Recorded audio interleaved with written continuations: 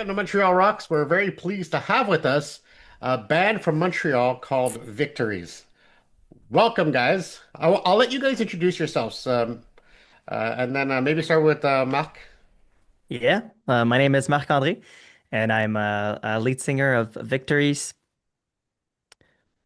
Andrew, I'm Andrew Perez. I'm the drummer. I am the drummer. and we have Chris with us today. Chri- Chris, not Perez. I don't have a cool last name. Christopher Brandel. I play bass for Victories. All right. You know, you guys have this real Blink 182 vibe as if they kind of came out of Montreal. I call it Blink MTL. Am I way off calling you Yeah, Blink MTL? that's pretty cool. I That's mean, yeah, that's the catchy toilet humor, that seems on brand. Great. yeah, Well, absolutely. but that really kind of encapsulates your sound and your vibe. Just having fun, having that pop punk stuff that we all grew up with. I'm just having a blast listening to it.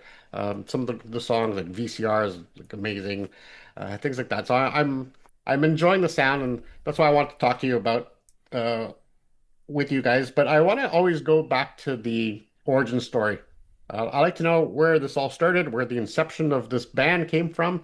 So, what was going on in your lives right before Victories started? Guess I'll take the lead for the inception of the band. A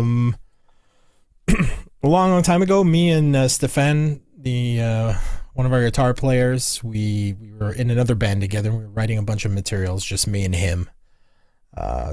Having a couple of drinks as you do in Montreal, and then getting together and writing songs. But the songs didn't fit the vibe of the band that we were in at all. It was very much the sound that evolved in the Victories, and the guys didn't want the stuff. And then life happened, and he went on, became a dad, and I went into a different career trajectory. I went into like live streaming, and then it just so happens that like 2 years ago we reconnected. Similar situation, different band, different sound, and we ended up, back with Victory style music, and we said, you know what, let's actually put together a band for this. And we found Louise, our other guitar player, and Louise was kind of like the gatekeeper. And once he showed up, it was like we met Mark, we met Andrew, we put together the roster that you hear now, and we hit the ground running. It was actually really, really alarming how much progress we made towards like writing that material in such a short period of time. It was sick. Yeah, I'm thinking it might be like our first year anniversary, like very soon. Like I don't know if you guys Saturday. got a date, but What Saturday. is that's sick. When Yeah, is the anniversary? our This first song? Saturday. Okay. Yeah. Saturday, nice, nice. In 1 year, that's amazing. 1 year since we dropped our first song. So, in terms of so the band was founded about a year ago. You now have a final version. This is the final cut of who's on the band. Um, what almost stopped this band from happening? There's always challenges in getting things off the ground. Yeah, we had a bit of a setback, I guess we would say. A little A little bit, yeah. bit of a setback in January. Montreal. Yeah. Stefan, our guitar player, co-founder, big right behind the band, had a construction accident that resulted in him losing 2 digits off his fretting hand. Okay. So now we have a 8-fingered member who's supposed to be playing guitar. So it's a bit of a tough situation to be in, navigating navigating that with like, remaining sensitive to him and supporting him in any way we can, but also still like moving the band forward. That's a very tough thing to juggle. Plus, like, we recorded 6 songs in October that he was on, and these are arguably going to be like some of the last songs that like he played guitar on. It's definitely fully functional guitar on. So it's a rough situation. It's so hard to navigate. Every day I wake up and I'm like, I don't know, am I a piece? It must be partly, you know, uh, devastating, and partly also, there's always a way forward, and it's a great story about resilience and just finding a way to go ahead. I mean, we have Def Leppard had a one-armed drummer, uh, and to anybody who plays air drums to Def Leppard with two hands, I think it's very disrespectful. Yeah, That's cheating, dude. it's cheating. That's amazing. Come on. But there's always a way forward, so hope that works out, and I'm glad that you guys are, you know, um, embracing this and kind of working with it. That just shows Oh how yeah. you guys are as people, and the support that you guys have within your own uh, circle of friends is great. Yeah, Honoring him and his legacy is important at this point. Yeah. yeah. If it ends up being some of the last stuff you played on, like, I want to do it justice, not going to shelf it. It's weird having that kind of type of survivor's guilt about it. Like I play bass. Like, why didn't that happen to me? Why that's something I'm working on in therapy right now. The whole survivor's guilt aspect of it, but it is a very real thing to Yeah. wrestle Yeah. with. So we're most likely like, well, we're focusing on what happens next as well, and looking hopeful despite all of this. And we got a great bunch of songs coming, and we have to be kind of happy about it too.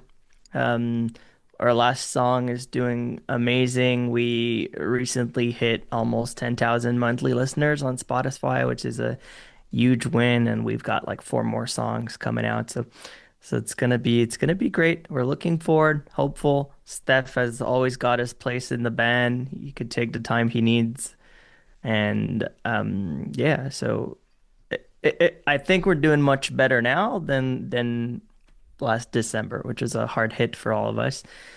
We had just gotten back from an amazing week recording all these songs in October with Kyle Merchant, who was the producer on this. Um, and yeah, so we just have to keep going, moving forward. And I mean, the only way's up, right? Yeah, Yeah. we really tightened the reins and like started progressing and getting a lot of stuff done. And us four together, like we each have our strengths and like it really works out well for us. Like it's really, really cool. It's been really good. Yeah, Andrew, I was just actually thinking about that and wondering, like, when did this start? Like, when did it stop being more of a, like, went from a project to a real band? Is there a moment where you can really, this all cemented together, where, okay, now this is not just something we're doing. This is us. This is our identity now. We're the band. This,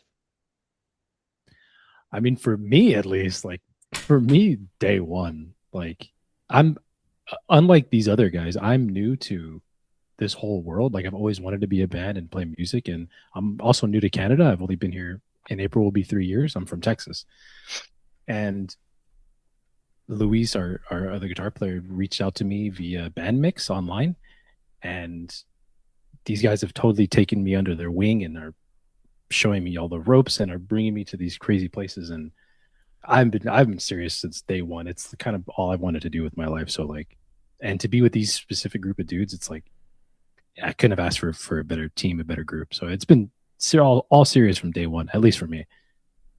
That's amazing. I remember the first time we jammed together at Cité 2000, and the first Yeah. time I had met you before. We had done this cover band with Louise for fun, but when we locked in on these songs for the first time, and I remember just you looking up at me or at Chris, like waiting for punches and being so excited to play the song. You learned the songs and like I don't know, felt like you've played them forever the first time we jammed, and it felt so loud in that room and so punk rock. But to Yeah. me, I think I got hooked there. Not to say that I wasn't like as involved before, but when we finalized this lineup in that room on that day, I think for me, that's where I felt, oh, shit, this could really go somewhere. I've been pushing this thing since the ground floor, like, started started in the living room with just me and Steph. So for me, this was like my dream project. Like, I've played a bunch of different styles of music before, but if there was one that like you could just listen to passively, even if there was no vocals playing, it was just like if there was a soundtrack, it would be the music that we're releasing. So it like very proud to have this project be alive and be with people that are like all impressive and competent in their own rights. Like you could solo anyone at any moment, and I'd be like, if I was someone in the crowd, I'd be like, damn. It's Yeah, I great. think we all feel very strongly about the songs too. Like I think we're just got a couple bangers more coming out, and like there's not one song where I'm like, no, song's like okay or whatever. Like all these songs that are on the way are just they've got like something amazing. Well, And I they're catchy remember for sure. Luis sending me the demos for Victories. He actually plugged me um, a bit more than a year ago, end of summer. I think he's like, Mark, listen to these punk rock songs. I think your voice could fit this. And being into punk rock since for like forever, it just like, you know what, I could totally hear it. And so happy to be part of it now and with the family we've been building here. So you describe your music as pop punk for people who've lived a bit. What does that mean for you personally? It's not, there's a lot of pop punk that's out there, and there's a lot of different subject matter that people sing about. And for us, like it's important for me at least that I feel authentic and sincere to the stuff. So I don't want to feel like I'm a, 30, 40-year-old guy on stage singing love songs to 17-year-olds. Like I don't feel like I'm actually relating or being somewhat, I don't know, authentic to me. Yeah. In it. So, there's a lot of the subject matter we write about is like some of it'll be cheeky and it'll be like reflective, but it's very much comes from a position of we've lived a bit and let us like maybe share some lessons onto you or tell some stories from like the POVs we've gone through. I'm very much a don't touch the stove, it's hot kind of person. You have two people that are going to learn from that. One person's going to be like, gotcha, will not touch the stove. And then you're going to have people like me that are going to be like, what do you mean? And that's, oh. So for the people that are hopefully able to learn without needing to go through that, it's like, let's impart some wisdom on you. So maybe it'll help you navigate or dodge things or not feel alone, or put words to maybe how you're feeling. So it's That's the benefit of age, right? As we grow older, I mean, you're not going to write, teenage love songs because that's over. But there's a lot that we learn as we get on in years. Whether you're in your late 20s, early 30s, 40s, 50s, we're always learning. We're always growing as people, and to pass that knowledge on, especially in a fun and catchy way, I think it's a great thing. Yeah, that's not everyone had maybe good teachers or good present parents or whatever growing up, and I'm not saying I want to be people's surrogate dad, but there's things that I wish maybe that I had learned along the journey before having to learn it the hard way. And if there's one person we help that way, I think that's a net positive for the world. There's definitely a lack of role models, good role models in this world, of people that we could imitate, that we maybe should. And there's a whole bunch that we should not, that their advice is probably the most dangerous. So, which kind of reflects in what's happening in the world, where so many people have anxieties and depression and all these problems because they're listening to the wrong advice oftentimes. I mean, sometimes it's physical, sometimes it's, the body deals with it its own way, but sometimes just people listening to the bad voices to do the wrong things, and you eventually have to pay the piper. Yeah, I was proud. I'm sure these guys can agree. Like, my parents were from the generation that oh, you're just sad, or just have you tried not being sad? Just maybe smile and this and that, and it's like, suck it up, princess. Yeah. Let's rub some dirt in it. And now it's just a little bit more of like, hey, understandable. It's relatable. What you're feeling. There's a word for that. It's not just sadness. Like that's the type of stuff that not everyone could have benefited from it because again, you have to be the type of person who's willing to learn from that instead of learning the hard way. But I feel like there's room there to help people.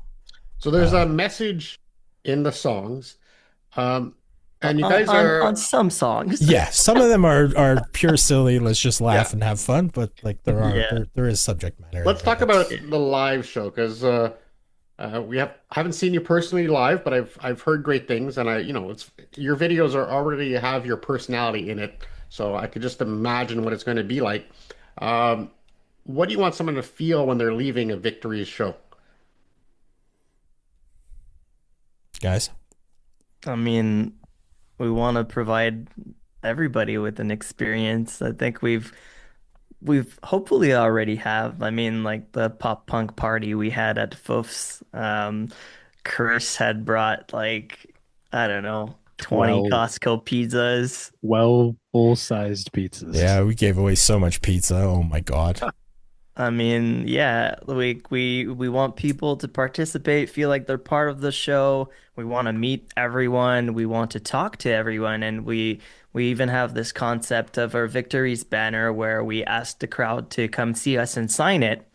And it's a lot of profanities on our banner now, but it's amazing. It's got like amazing memories on it, and if ever anyone's at a Victory show, come sign the banner and have fun with us. I mean, it's a throwback to punk rock with the modern twist, and we just want people to have a blast. And we want to, like, every song and the orders we play them, from the intro to the moments where we talk to the moments where we have the crowd sing. It's all really thought of with what we've experienced in the past, and we want to give people an experience, I guess. Catharsis, man. Yeah, specifically for the banner, to see it unveiled when we first got it clean, and how we knew we wanted to get people to sign it, and now 2-3 shows afterward, it's just full. It like fills my heart. It's so cool, so crazy to see. It's like a cafeteria table now, dude. Yeah, like a yearbook. Just covered in just stuff, inside jokes. Obviously there's many very anatomically accurate body parts drawn on there. Like, people had fun. We give out like sticky hands at every show, so people can like, hey, we're Victories and we're here to throw hands, and people are. No one's lost an eye yet, which is amazing. But like those sticky hands, people are swinging them. We had. Oh my God. There's one person who, like, let's say 90% successfully yanked my microphone off the stage using it. Like, you saw the mic stand just like go, huh, and then just bounce back by the intervention of all the deities. I'm pretty sure I got one in the face at some point. Oh, yeah, but it's I think catharsis is a good word for it. At one point in our set, we have a song called Hiraith, and it's about that longing for a place, or more importantly, more accurately, a time that you can no longer go back to. And that's like a moment of like, self-reflection for the crowd. And I want everyone to just, appreciate the time that we have while we're here and just like have fun. We really try to like just make sure people have fun, whether it's before the show, after the show. Like, it's just, you want free stuff, come see us. You want to draw on the banner, do whatever you want. Like, but you never know what you're going to get at a Victory show. You might get pizza. You might get smacked in the face with a little sticky hand. Yeah. But one thing for sure is you're going to leave with some fun. Having fun. Yeah, I mean, having last show danced, having participated in some way, whether it's signing the banner or dancing like a fool. 100%. I mean, last show I was dressed as Santa, and then we always got this little hilarious intro. Yeah. We play right before we get on stage, and it's for sure very, very memorable. Yeah. A whole disclaimer of all the side effects of consuming our music before we go on stage. So you are warned. Yeah. And we fill it with like whoa-ohs and stuff. So like, I think one of the best pieces of feedback I had ever read about the band was someone who had like, they said, I only heard about them in the car ride on the way there. But it was like filled with whoa-ohs, and it's like, even if I didn't know the music, I had a great time. And it's like, sometimes whoa-ohs are all you need. Like, it was so genuine and like sweet. Like they didn't try like pretending like they knew us or like blowing smoke up our butts. It was really like had a good Yeah. time. Felt Well, like I was that's where you participating. sing along. The whoa-wows is like I was at Gary Newman last night, and our friends Electric. Half of it is just whoa, whoa, and everybody was singing along. It just the whoa-wows get you. It's the Yep. trick. Yeah, it's Can a cheat code. We're all about the woes. So, what does a win look for you from the band a year from now? What would be a big win for the band? Year from now, Vance finally says, "We saw your video last year. We don't want another one. So this one's gonna be a yes." Yeah, I don't know if you saw that, but Yeah, I we saw did the opening of the okay. letter. I think that was brilliant. It was very well done. It was tasteful. It was fun. It just kind of showed your personality. And then, in fact, that's the video that reminded me that I needed to interview you because I hadn't reached out. So I saw the video and I go, yeah, I got to put these guys on the map. I help them at least in Thanks, Montreal. man. Our Blink MTL. Uh, get the thing going and. Yeah, it's because of videos like that and the other stuff that you do. It's just fun, and I think going to one of your shows will be fun. So I think we need more of that in these dark times where everything's going crazy around us. Uh, you have to have a little bit of fun just to kind of forget what's going on, and then you go back to reality. But having fun, I think, is an integral part of living. If you can't do that, then what's the point? Exactly. Inclined to Yep. agree there. What's Yeah. something about being in a band that is maybe harder than you expected? You've all, for you, Andrew, it's kind of maybe a new thing. For Marc-André, you've been in a few bands. Uh, Chris, you have a lot of experience as well with different bands. What's one thing that's difficult to now to be in a band? I I mean, mean, for me, like, not to sound cheesy, but like not getting to practice every other day, every week, we all have separate lives going on. So, some of us get busy from time to time, or, Marky has to travel for work. So, there could be weeks, maybe like a month where it's hard to get together. So, at least for me, like, I wish we could practice every day, get a show every week, so just waiting for the next show, waiting for the next thing for us to do and get together and do was just like, ugh, at least for me. Well, the reality, right, is that to be able to make a living at music is near impossible. You have to have a side gig or Yeah. something that like supports you so that music can be something that you can do, or else it's almost impossible unless Yeah. you're being funded by wealthy parents or something, or some rich uncle died. But the reality is, I think a lot of bands are struggling because they have to work for a living to do the music because the music just unfortunately is not uh, giving out much dollar bills these days, whether it's streaming or even even merch is expensive. It's expensive to get merch out, and then you still got to lug it around, and then you got to pay for it in advance, and then try to get that money back. So I feel for you as a band, and in terms of the financing, and that must be difficult. Yeah, it's they, they say work to live, don't live to work, Yeah. right? And a lot of we've definitely lost out on a lot of creativity because of how crazy expensive it is to be alive. Hmm. There's like I know a ton of musicians that are like super amazing songwriters and they can't do it anymore. They gotta like mortgages, kids. This one's got orthodontics to do. I It's tough. I do have to pick out something out of Marc-André's background because of what's happening all over the internet and about a Quebec band. And I can see an Angin de Poitrine Oh. cover, volume one over there. Uh, Oh yeah, it's the third press, and I'm Third not pressing. letting you Wow. go. That's a funny story. My friends actually got me this record as a bit of a joke, because at first, listening to the band, I was a bit surprised of what I was hearing, and some songs were a bit annoying to me at first. And And then at my birthday, they said, I hope my friends didn't give me a guess the band Angèle de Poitrine record. But man, it's up there, and I flipped it on, and it's such a pleasure to listen to them. So It just um, it goes to show that there's hope for Montreal or for Quebec. yeah, So we're getting talked definitely. about, and sometimes, you had Seattle had a music scene that, one band kind of started it, get the spark, and then they all jumped on. So maybe this is the spark that Quebec needs to get You more know, I, I bands I talked think about. it's amazing. It's amazing that so many people could fall into that style of music, which is usually like very niche or like, not really listened to that much. And being that it's so huge right now is a very, very cool thing for Quebec and for music as well. I like to end the show sometimes, depending on who I'm talking with, but I want to do a fantasy rock band.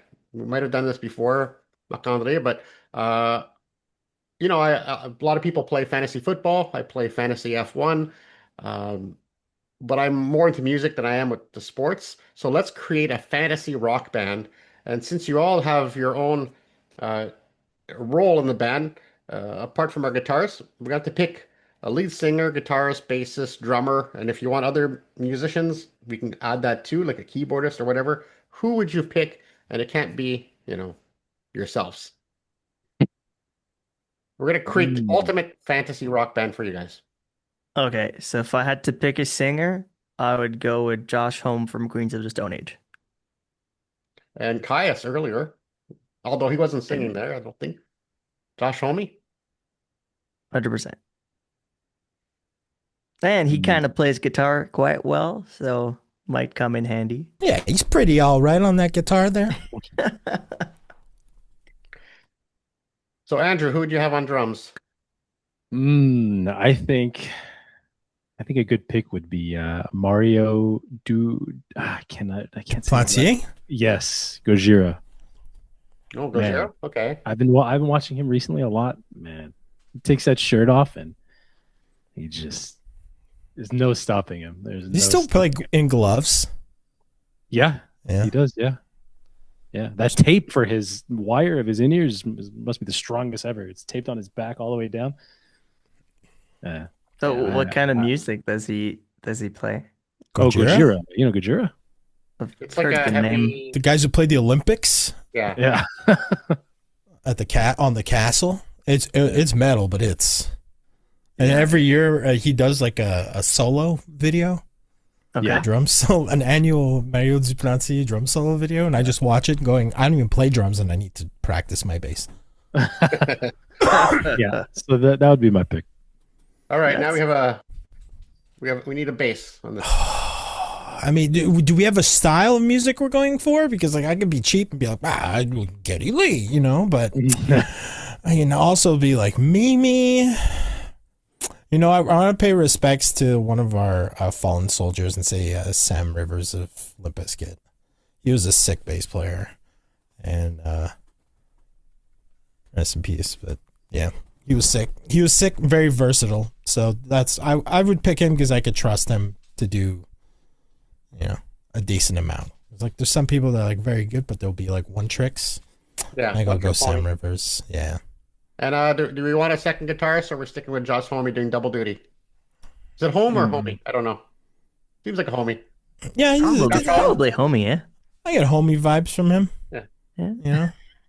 I get homie vibes from him. So who else is on guitar? Who would we And put I on can't guitar? join that band, right? Because that would be really freaking cool. No. Well, to me, it kind of gives me a little bit of an idea of your influences, uh, what kind of styles you are, and then kind of having those all mixed together becomes the Victory sound. So there's a bit of heaviness, a bit of fun, a bit of artistry. Like the Josh Homme guitar is, having playing those desert sessions must have really helped tune into that being able to jam.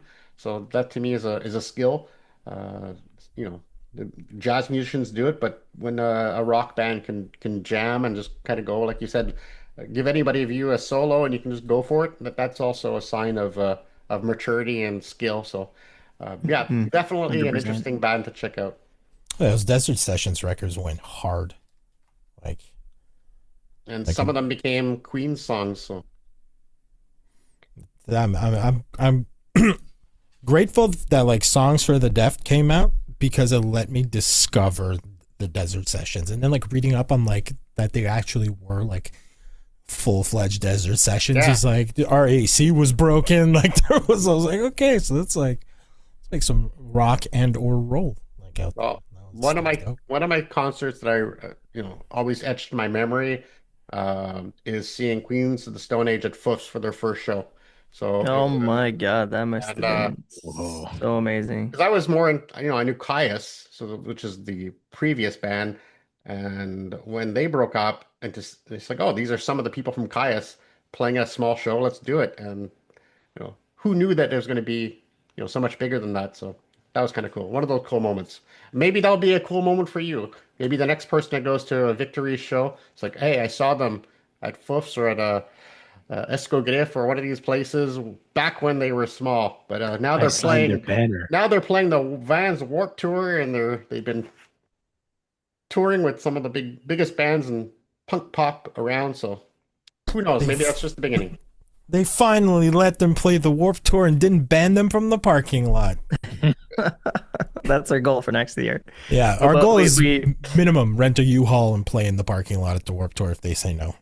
We Yeah. do got a couple things coming. If you're interested in knowing, we do have a new single coming out next not next Friday, for April 3rd, which is a new song called "See You Later." Oh, great mistake. The great mistake. See, that's my great mistake, is naming the wrong song right now. See you I think later's that's- after. See You Later's after. The great mistake. So we have a The great sneak peek mistake. not only of the next release, but the release after the next release. So you Oh, heard yeah, it here that- first on Montreal Rocks. You heard it here first. That one's on May 15th, and it's called "See You Later, Mhm. Alligator." I'll put everything in the notes and in the article, so you'll be able to research Victories, catch them on Spotify, help them with their streams, follow them on social media. You'll be pleasantly surprised. It's a lot of fun. I want to thank you guys for joining us. I look forward to seeing you guys live, and I can't wait to see what comes out of your story that it's unfolding as we speak. Thanks, Yeah, that's Randall. awesome. Thanks so much Thank for you, spending Randall. time with us. Can I make a deal with you and your audience? Sure. If we hit 10,000 monthly listeners on Spotify, we will write a song about Taylor Swift fans. I promise. All right. We will do Okay. it. I mean, Gotta we'll get us try. there. I think that's Promise. a worthwhile goal. I think I would like to hear a story about Taylor Swift fans. We'll write a pop love punk note. Yeah, we'll do it. It'll do be it. a love song to the Swifties. I could totally see that. Yep. Yeah. There you have it. Follow, like, and let's get this done. Do it. This Swiftie song out. Do it. All right, thanks guys. Thanks, Randall. Thanks, man. Thanks, Randall.